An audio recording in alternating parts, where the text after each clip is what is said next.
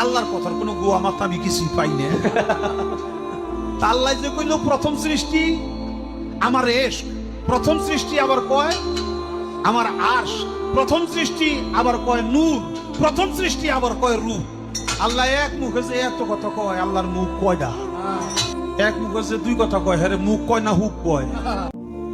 আল্লাহ জাহান্নামীদের ব্যাপারে আসরের দিন বলবে, আমার ফেরেশতারা ওরে ধর, ওরে ধর, ধর, খুজুহু, তাকে ধরো, ফাগুল্লুহু, বেঈমানরে বাঁধো, ফাগুল্লুহু অর্থ হলো বেঁধে ফেলো, বেঁধে শক্ত করে বাঁধ দিবা, টাইট করে বাঁধ দিবা।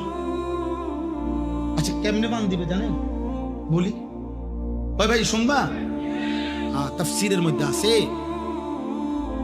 বলবো এটা।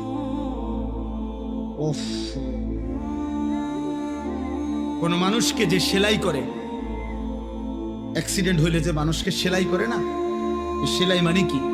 সেলাই মানে হলে সুই দিয়া সুতা গোস্ত সহ এরপরে উঠাইয়া বাঁধা, এটারই তো কয় সেলাই।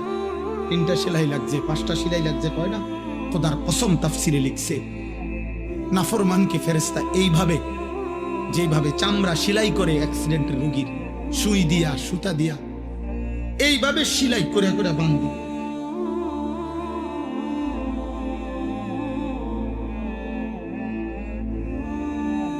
খুজুহু ফাগুল্লুহু